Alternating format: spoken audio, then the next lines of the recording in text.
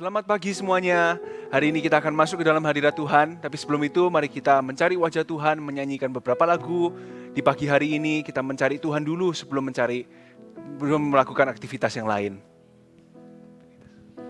Haleluya. Kau Bapa yang mengasihiku, kuasa-Mu memulihkanku, hati yang baru Kau berikan, untukku dapat melihat rencana-Mu indah bagiku. Kau ada di setiap jalanku, hatiku haus dan lapar akan Engkau.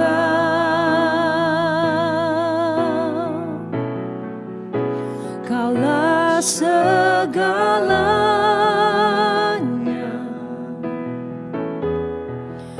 di dalam hidupku,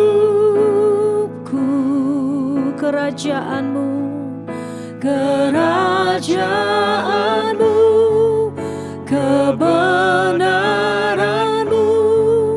itu bagianku.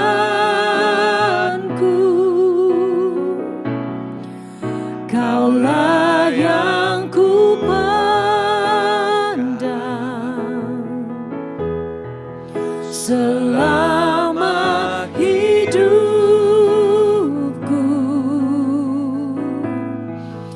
mengasihi-Mu, memuliakan-Mu, Bapa dan Rajaku.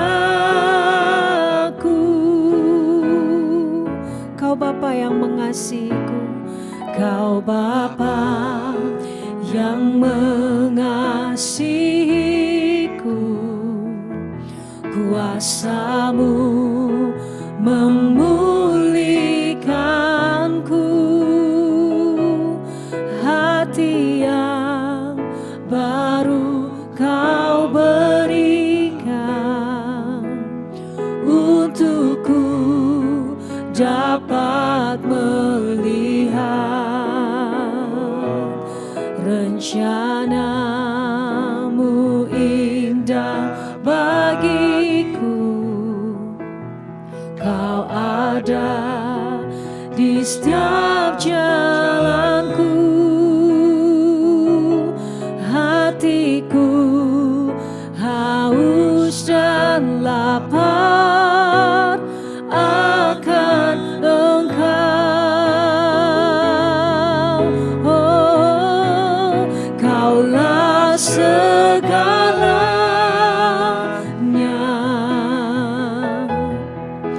di dalam hidupku,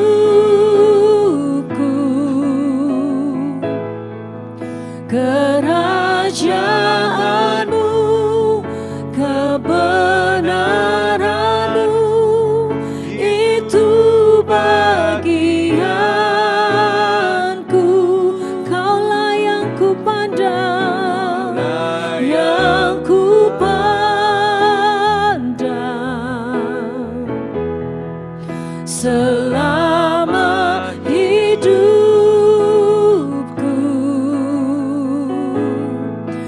mengasihi-Mu, memuliakan-Mu, Bapa dan Rajaku. Kaulah segalanya, Kaulah segalanya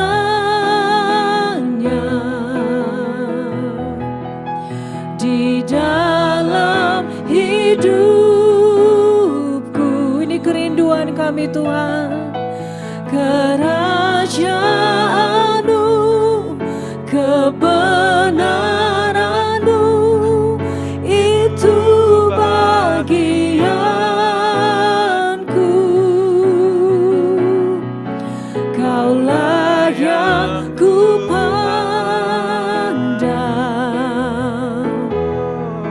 selama hidupku,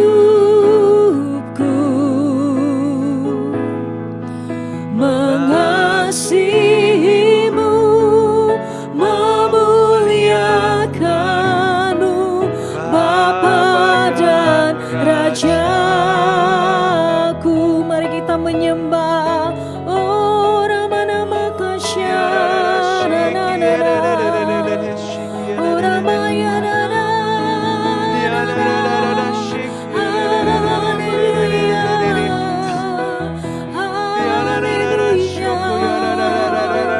Kaulah kerinduan kami Tuhan, Kaulah segalanya. Oh, ini na na na na na.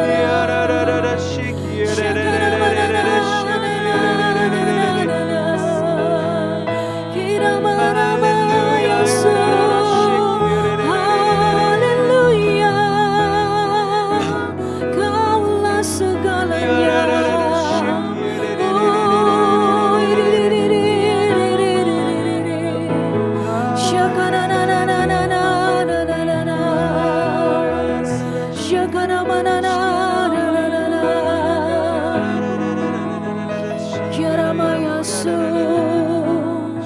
Kaulah segalanya. Amin. Di dalam hidupku,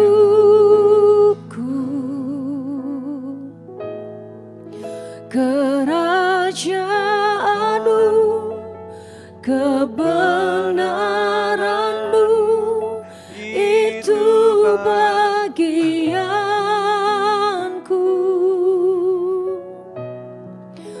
Kaulah yang ku pandang selama hidupku,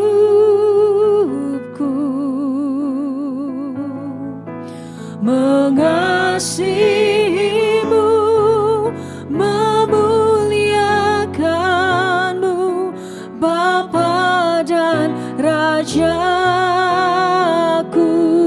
Menyenangkanmu Tuhan, oh menyenangkanmu, senangkanmu, hanya itu kerinduanku. Menyenangkanmu, senangkan hatimu, hanya itu kerinduanku.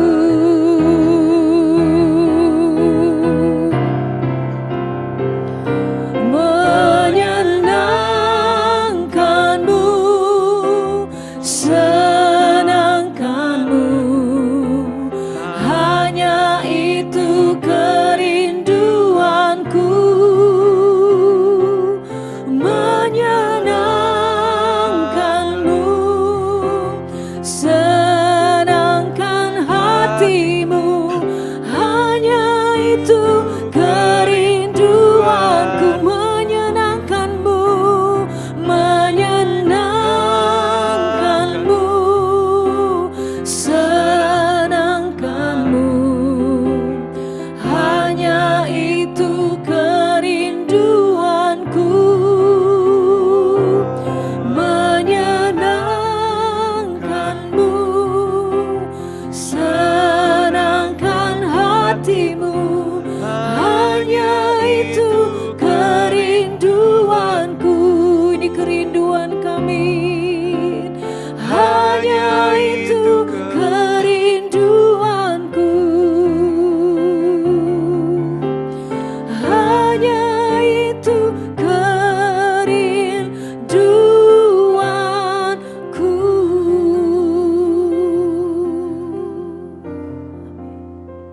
Terima kasih Tuhan Yesus untuk hari yang baru Engkau beri. Ajari hari ini kami untuk duduk diam mendengarkan firman-Mu. Biarlah hati kami menjadi tanah yang subur di mana firman-Mu siap ditabur. Pakai setiap kami Tuhan menjadi seperti Maria yang duduk diam mendengarkan-Mu. Pakai masing-masing orang di sini yang menyaksikan, yang di sini pelayanan, semuanya masing-masing menjadi penginjil-penginjil-Mu yang memenangkan berbagai tempat-tempat bagi-Mu. Ajari kami untuk memenangkan tempat kerja kami, sekolah kami, keluarga kami, dimanapun Engkau menaruh kami.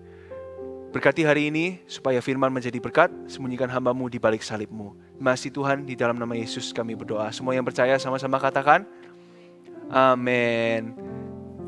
Selamat pagi semuanya. Pastinya ini masih pagi, jadi masih banyak yang ngantuk. Tapi pasti ada sesuatu yang hendak Tuhan sampaikan hari ini untuk setiap kami. Sebelum mulai saya mau memperkenalkan diri. Nama saya Jeremy Mantova dari Surabaya. Tanpa lama-lama lagi, mari kita masuk ke dalam firman Tuhan. Judul saya hari ini adalah tentang dari cerita tembok Yeriko. Judulnya, We Claim Our Promised Land. We Claim Our Promised Land. Kita akan belajar dari kisah Yosua dan tembok Yeriko. Bagaimana Tuhan memakai Yosua dan Israel untuk memenangkan tanah perjanjian mereka. Juga demikian Tuhan hendak memakai kita semua di sini untuk memenangkan tanah perjanjian. Maksudnya tanah perjanjian itu apa? Tanah di mana apa yang Tuhan janjikan kepada kita.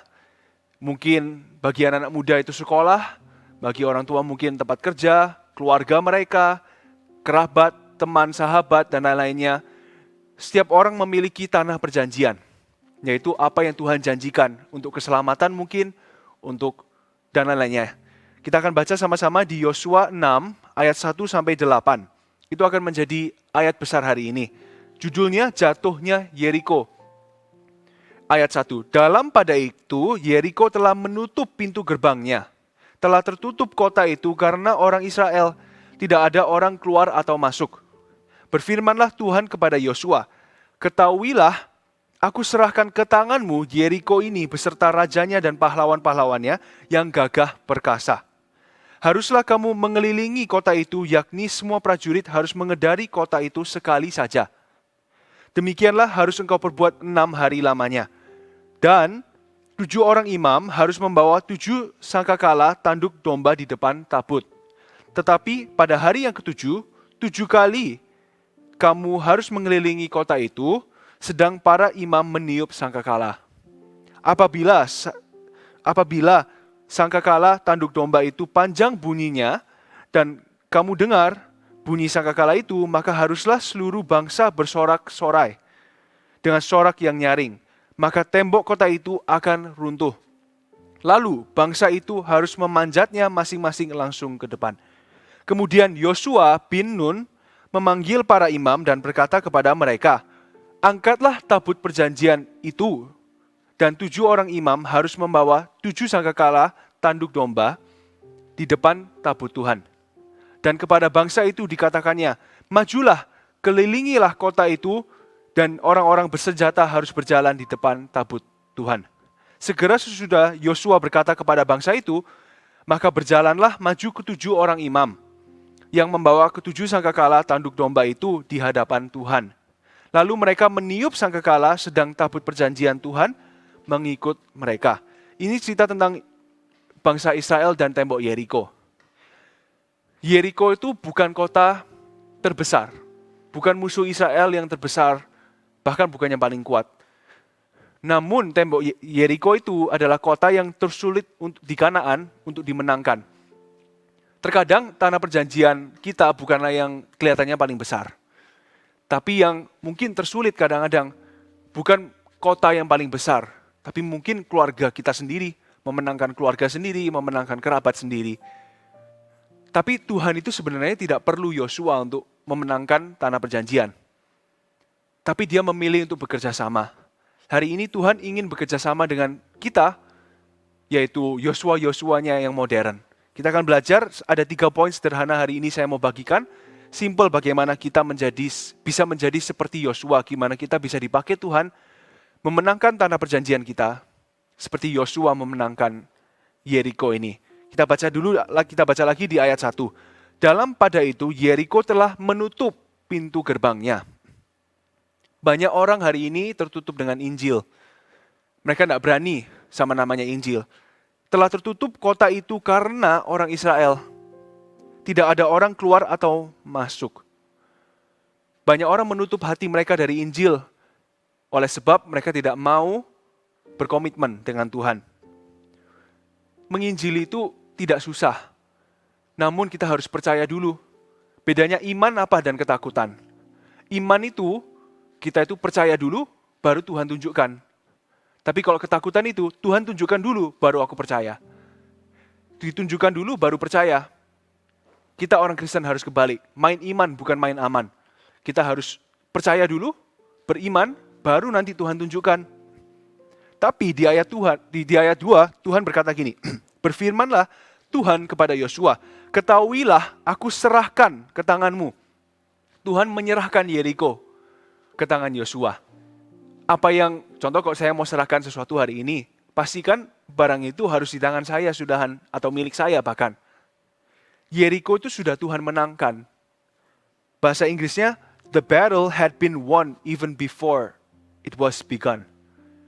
Peperangan sudah dimenangkan sebelum peperangan itu dimulai. Sebab kemenangan itu bukan usaha manusia, tapi kemenangan adalah pemberian dari Tuhan.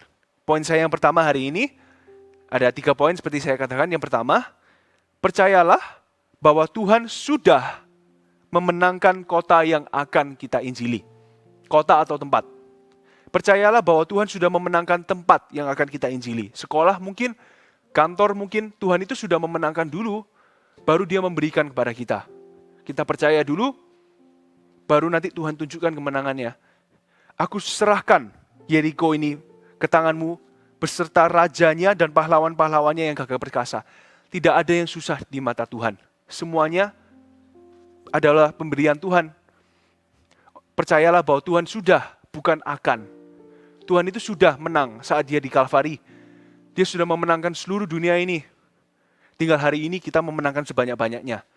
Kerajaan sorga itu seperti gini, seperti buffet, all you can eat. Tapi bukan all you can eat, all you can win namanya. Kerajaan Tuhan itu seperti buffet rohani. Maksudnya apa? Kalau all you can eat, saya ingat waktu saya kecil, namanya anak muda kan pasti suka makan. Jadi senang sekali dibawa orang tua. Saya lihat banyak makanan di situ, saya bingung. Mau mulai dari mana? Orang tua bilang gini, Jeremy, papa mama sudah bayar harganya di depan. Oke, papa mama sudah bayar. Sekarang kamu ambil sepuasnya. Sebagai anak kecil saya happy. Kerajaan Allah itu seperti itu. Tuhan sudah bayar harganya sekali di Kalvari. Dan hari ini Tuhan bilang, lihat segini banyak orang, menangkan sebanyak mungkin. All you can win. Kerajaan sorga itu Tuhan bayar harganya. Sudah bayar pakai kredit card. Tuhan kasih kredit cardnya ke kita. Sini, beli sebanyak mungkin. Bukan berarti kita bisa membeli orang ya. Maksudnya adalah kita memenangkan orang ke kerajaan sorga. Sebab harganya sudah Tuhan bayar. Percayalah bahwa Tuhan sudah, bukan akan memenangkan kota yang akan kita injili. Tuhan itu sudah memberikan, tinggal kita mengambil. Kita lanjut ya di ayat 3. Haruslah kamu mengelilingi kota itu, yakni semua prajurit, harus mengedari kota itu sekali saja. Demikianlah harus engkau perbuat 6 hari lamanya. Jadi selama 6 hari, Tuhan suruh mereka keliling sekali. 6 hari di sini bisa berbicara tentang 6 hari non-ibadah. Setiap minggu kan ada Senin, Selasa, Rabu, Kamis, Jumat, Sabtu, Minggu. Bagi anak-anak muda ibadahnya hari Sabtu sih. Jadi bagi anak muda, hari apa saja 6 hari itu, Senin sampai Jumat, dan juga hari Minggu. Tapi bagi orang-orang yang beribadah di hari umum, di ibadah umum, hari Minggu, jadi Senin sampai Sabtu. Itulah 6 hari lamanya. 6 hari itu masing-masing sekali. Sekali. Berhenti. Besoknya lagi Senin, Selasa, sekali. Rabu, sekali. Itu seperti hari-hari tanpa ibadah. Tapi kuncinya di sini. Dan 7 orang imam harus membawa 7 sangkakala tanduk domba di depan tabut. Mereka membawa tabut. Tabut adalah simbol dari janji Tuhan. Pasti waktu mereka keliling itu panas sekali. Banyak di GMS, beberapa kali kami pernah pergi ke Israel melihat Yeriko. Panas sih waktu itu saya ingat saya pergi, panas sekali. Semuanya kepanasan, pakai kipas segalanya. Padahal orang Indonesia kan harusnya tahan panas, tapi ini panas sekali. Saya bisa bayangkan banyak orang dan pakaian zaman dulu kan tidak seenak hari ini, senyaman hari ini. Pasti mereka tuh kepanasan. pasti mereka tuh mau menyerah. Beberapa mungkin mau pingsan, kelilingi gitu ya. Tapi waktu mereka lelah, mereka tuh fokusnya ke tabut. Mungkin mereka saling menguatkan. Contoh si A ini lagi lemah, bilang ke si B, aku kok lemes ya? Udah jalan seharian aku kok lemes ya? Si B bisa bilang gini, gak apa-apa. Lihat itu ada beberapa imam bawa tabut. Ingat ya, Tuhan itu beserta sama kita. Yuk semangat yuk. Jadi pasti saat mereka lelah, mereka fokusnya ke janji Tuhan dan mereka dikuatkan, diperbaharui apinya. Poin saya yang kedua, tetaplah fokus pada janji Tuhan di kehidupan sehari-hari untuk menjaga api. Tetaplah fokus pada janji Tuhan di kehidupan sehari-hari seperti 6 hari non-ibadah itu untuk menjaga api. Penting sekali kita itu menjaga api dan menjaga hati supaya tetap dalam mode berperang. Di sini juga berkata sangkakala. Mereka membawa sangkakala. Itu bersifat, itu seperti trompet gitu loh. Namanya shofar, tot gitu. Itu untuk biasanya sangkakala itu digunakan untuk memberi kode kepada pahlawan. Tot, siap-siap berperang yuk. Jadi itu seperti signal bahwa ayo kita akan berperang. Kita akan berperang. Mereka itu meniup sangkakalanya. Berarti apa? Setiap hari mereka meniup. Artinya setiap hari mereka dalam mode berperang, mereka siap berperang. Meskipun dalam kehidupan sehari-hari, mereka tidak lengah, mereka tidak lemah. Tapi mereka tetap fokus pada janji Allah. Tetaplah fokus pada janji Tuhan. Janji Tuhan di kehidupan sehari-hari apa? Mungkin saat kita di gereja merasa semangat nih, sama saudara seiman, sevisi, semuanya masing-masing memuji Tuhan. Tapi saat di rumah sendirian, mungkin kita merasa lengah. Fokuslah ke tabutnya, bukan ke panasnya. Fokuslah ke tabut Tuhan, bukan ke panasnya terik mataharinya. Persiapkanlah diri untuk selalu dalam mode berperang. Itu yang prinsip saya pegang hari ini. Setiap hari itu peperangan rohani terjadi. Angkatlah salibmu setiap hari, bukan setiap minggu, Tuhan bilang. Bukan setiap tahun bahkan, setiap satu hidup sekali. No, tapi setiap hari. 24 jam Tuhan riset. Juga peperangan rohani di riset. 24 jam peperangan yang baru. 24 jam peperangan yang baru. Tapi masing-masing saat kita merasa lengah, kita harus melihat ke depan. Ke tabut Allah. Kita percaya bahwa tabut Allah menyertai kita hari ini dalam kehidupan sehari-hari. Amin. Kita lanjut lagi ya di ayat 4b. Tetapi pada hari yang ketujuh, nah hari ketujuh ini berbicara tentang hari ibadah. 7 kali harus kamu mengelilingi kota itu, sedang para imam meniup sangkakala. 7 hari. Hari ketujuh, maksudnya. Hari ketujuh. Seperti hari Minggu, hari ibadah, bukan? 7 orang imam. Imam itu apa? Imam itu pendeta. Jadi mereka itu pasti memperhatikan pendetanya. Saat mereka berjalan itu mereka juga pasti fokus ke imam. Hari Minggu itu mereka fokusnya ke imam.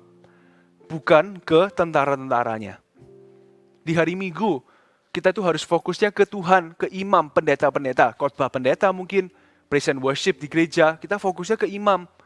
Bukan fokusnya ke pahlawan-pahlawan. Maksudnya apa? Lebih fokus ke Tuhan, untuk sementara waktu pastinya, dalam 1 jam, 2 jam itu, kita beribadah, fokusnya ke Tuhan. Bukan ke pekerjaan kita, bukan ke PR untuk yang anak muda mungkin, bukan ke teman-teman, bukan ke sekolah, tapi fokusnya ke Tuhan selama 2 jam itu. 2 jam dari 24 jam kan hanya sedikit, segelintir saja. Tapi mereka berjalan itu, mereka itu penting untuk memperhatikan imam-imam. Sebagai orang Kristen kita harus sama juga, mendengarkan khotbah di gereja itu sangat penting untuk berjalan dalam kehidupan sehari-hari. Itu memberi mereka kekuatan yang baru. Saat mereka lemah, pastinya hari ketujuh, 7 kali, lebih lagi. Lebih panas lagi pasti, 7 kali lipat capeknya. Mereka fokus ke imam, 7 orang imam. Mereka mendengarkan, intinya seperti kiasan hari ini, mereka mendengarkan khotbah. Mereka dikuatkan oleh itu, karena hari Minggu itu peperangannya 7 kali lipat lebih susah. Tapi hari Minggu, kita semua sama-sama merayakan kemenangan. Dan di situ di ayat 5, apabila sangkakala tanduk domba itu panjang bunyinya, panjang bunyinya, lebih panjang pastinya. Dan kamu mendengar bunyi sangkakala, maka haruslah seluruh bangsa bersorak dengan sorak yang nyaring. Yosua itu menyuruh Israel teriak saat mendengar sangkakala yang panjang. 6 hari itu bunyinya hanya gini, tot. Tapi hari ke-7 itu tot, lama, lebih lama. Hari Minggu itu kuasanya lebih besar. Kenapa? Bukan karena kitanya lebih kuat, tapi karena ada sesuatu spesial saat umat Tuhan itu berkumpul, ada namanya kemenangan korporat. Dan mereka bersorak-sorai dengan suara yang keras, bukan? Itu sebenarnya menimbulkan rasa kaget juga di musuhnya. Musuhnya itu 6 hari, selama 6 hari kan mereka diteror kan. Tot, yuk siap perang. Mungkin mereka di PHP terus, mereka bangun. Yuk siap, kita harus perang, nggak jadi diserang. Tapi bukan pada sangkakalanya, pada apa? Teriaknya. Hari ke-7 mereka semua teriak. Wah, waktu mereka teriak itu baru mereka menyerang. Jadi teriakan mereka itu menimbulkan rasa takut. Mereka itu nggak pernah siap sama serangan kita. Gereja itu juga tempat apa? Saya simpulkan, gereja itu tempat di mana umat Tuhan siap menyerang kerajaan maut, tapi kerajaan maut tidak siap diserang oleh kita. Kita tuh siap menyerang kerajaan maut, tapi kerajaan maut nggak pernah siap. Saya yakin setiap minggu, pasti setan itu tahu kan di gereja kita mau nyanyi lagu apa. Mungkin ya waktu praise and worship lagi latihan gitu ya, orang-orang musik latihan, mungkin dia mengintip, dia tahu lah ya kira-kira lagunya apa. Meskipun dia tahu, tapi dia tidak pernah siap sama serangannya. Waktu umat Tuhan nyanyi lagu itu, pasti dia terbirit-birit lari. Setan itu tidak pernah siap sama serangannya kita, sama sorak-sorai kita. Oleh karena itu ada kuasa di balik puji-pujian korporat. Saat umat Tuhan bersatu hati, memuliakan Tuhan, dan melawan kerajaan maut. Poin saya yang ketiga, berilah yang terbaik saat ibadah dan CG agar kemenangan besar terjadi. Berilah yang terbaik saat ibadah dan CG agar kemenangan besar terjadi. Bukan hanya kemenangan, tapi kemenangan besar. 6 hari itu mereka mengalami kemenangan. Tapi kemenangan besar terjadi pada hari ke-7. Saat mereka semua bersorak-sorai. Ibadah itu tempat di mana kita tuh fokus ke janji Tuhan. Tapi bukan hanya itu, bukan hanya kita fokus ke Tuhan, kita juga bersekutu dengan umat Tuhan. Gereja itu tempat di mana kita bersekutu dengan Tuhan dan dengan umat Tuhan. Seperti contoh, kalau contoh kami sekeluarga ya, keluarga saya ada 5 orang dalamnya, papa, mama, kakak perempuan saya, dan juga adik saya. Jadi kami berlima, seringkali di meja makan berlima. Masing-masing bisa sih makan sendiri-sendiri pastinya. Tapi beda sekali kami berlima kumpul, lengkap gitu, dan makan sama-sama. Kenyangnya sih tetap sama, tapi puasnya berbeda. Saat teduh pribadi itu penting nggak? Penting juga, sangat penting. Tapi ibadah itu kenapa penting? Ibadah itu seperti kita duduk bareng sama keluarga dalam iman, sevisi, sama-sama makan firman, memuji Tuhan sama-sama. Oleh karena itu kita harus memberi yang terbaik agar kemenangan besar terjadi. Ada satu ayat terakhir saya mau bacakan, Mazmur 2 ayat 8. Mintalah kepadaku, kepada Tuhan, maka bangsa-bangsa akan kuberikan kepadamu menjadi milik pusakamu, dan ujung bumi menjadi kemunyaanmu. Mintalah kepadaku, itu kuncinya. Meminta. Tuhan itu bisa memakai kita untuk memenangkan tempat di mana kita ditempatkan. Seperti saya katakan, mungkin bagi anak muda sekolah, mungkin bagi orang tua itu tempat kerja, Tuhan itu bisa memenangkan semuanya. Bahkan lebih tepatnya, Tuhan sudah memenangkan semua. Saya percaya semua orang di sini yang menyaksikan, bahkan yang tidak menyaksikan juga, yang di dalam Tuhan, masing-masing dipanggil menjadi penginjil-penginjil bagi Tuhan. Mungkin bukan secara profesional, tapi secara panggilan. Kita semua adalah penginjil yang membawa Injil ke sekolah, ke tempat kerja. Saya percaya tua muda, berpengalaman atau tidak, sudah lama jadi Kristen atau enggak, jadi anak Tuhan sudah lama, sudah ikut gereja, intinya semua orang yang sudah di dalam Tuhan, punya hak untuk meminta kepadanya. Sebab kita anak, bukan? Tuhan bilang, mintalah kepadaku. Itu seperti Tuhan bilang ke anak-anaknya, nak, kamu minta kota apa? Kamu minta tempat kerja apa? Kamu minta tempat apa? Papa ini sudah belikan, tinggal kamu pilih. All you can win. Seperti buffet tadi, buffet rohani. Kita bisa memenangkan sebanyak-banyak mungkin. Saya tergerak hari ini untuk kita nyanyikan satu lagu. Sebentar lagi kita akan doa sama-sama dan mengikuti aliran Roh Kudus. Sama-sama kita akan nyanyikan. Tuhan, ku mau menyenangkan-Mu. Tuhan, bentuklah hati ini jadi bejana untuk hormat-Mu, cemerlang bagai emas murni. Tuhan, ku mau menyenangkan-Mu. Tuhan, bentuklah hati ini jadi bejana untuk hormat-Mu, cemerlang bagai emas murni, menyenangkan-Mu, senangkan-Mu, hanya itu kerinduanku. Menyenangkan-Mu, senangkan hatimu, hanya itu kerinduanku.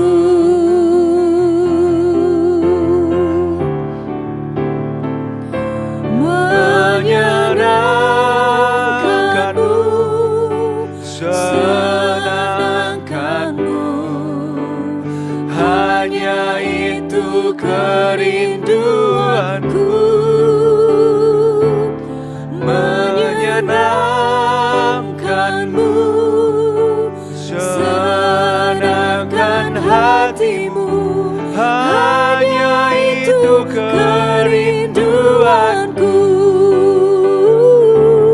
Menyenangkan-Mu, senangkan-Mu, hanya itu kerinduanku. Menyenangkan-Mu, senangkan hatimu, hanya itu kerinduanku. Hanya itu kerinduanku. Hanya itu kerinduanku.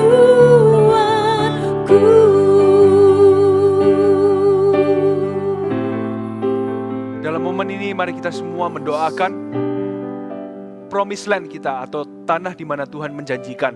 Entah itu pekerjaan, keselamatan keluarga, keselamatan guru di sekolah mungkin, atau anak, atau orang tua sendiri, bahkan opa oma sendiri, grandparents sendiri, kakek nenek sendiri, atau semua. Apapun yang Tuhan janjikan, dalam momen ini kita akan deklarasikan kemenangan. Kita percaya Tuhan sudah memenangkan, tinggal kita diberikan saat kita meminta. Dalam momen ini mari kita berdoa 1-2 menit ke depan. Berdoalah agar Tuhan mengenapi janji itu. Sama-sama kita berdoa. Tuhan Yesus, hamba berdoa untuk setiap orang di sini. Masing-masing Tuhan, kami punya tanah perjanjian di mana siapa Tuhan menangkan. Kami percaya udah dibeli di Kalvari, harga sudah dibayar, kemenangan sudah diberi. Tinggal hari ini kami meminta Tuhan, kami minta dengan segenap hati. Kami minta agar digenapi Tuhan keselamatan, tidak ada keluarga yang tidak selamat. Aku dan seisi rumahku akan melayani Tuhan. Semuanya Tuhan, kami dan seisi rumah kami akan melayani. Berdoa untuk setiap orang tua yang belum menerima Tuhan. Hari ini hamba mempercaya anak-anak bisa dipakai untuk memenangkan orang tua. Tapi juga Tuhan, hamba mau berdoa untuk orang-orang tua yang anak-anaknya belum di dalam Tuhan. Pakai anak-anak mereka di dalam Tuhan, segera dimenangkan. Di hari baru ini kami percaya kemenangan baru Engkau beri. Janji Tuhan akan diberikan. Kami percaya Tuhan sudah memenangkan di dalam nama Yesus. Mari kita semua mengangkat tangan. Izinkan saya mendoakan Bapak, Ibu, dan saudara. Mari kita sama-sama berdoa. Tuhan Yesus, hamba berdoa untuk setiap orang yang menyaksikan. Apapun yang mereka gumuli, alami Tuhan, Engkau berserta dengan mereka. Pakai hidup mereka memenangkan tanah perjanjian. Pakai setiap murid memenangkan sekolah. Setiap profesional memenangkan kantor mereka. Setiap anggota keluarga memenangkan keluarga mereka. Pakai Tuhan, kami dan seisi rumah kami, pakai mereka dan seisi rumah mereka. Tidak ada yang tidak di dalam Tuhan. Semuanya hidup dalam Tuhan. Teman kantor, teman sekolah, semuanya pakai Tuhan. Kasih juga hikmat dalam kehidupan sehari-hari. Supaya bisa menata kalimat. Lebih tepatnya mengimpartasi hatimu kepada tanah perjanjian di mana Tuhan menjanjikan. Terima kasih Tuhan. Dan juga hamba-Mu lepaskan berkat bagi setiap mereka. Pakai hidup mereka. Pakai setiap kami di sini. Terima kasih Tuhan, di dalam nama Yesus kami berdoa. Amin.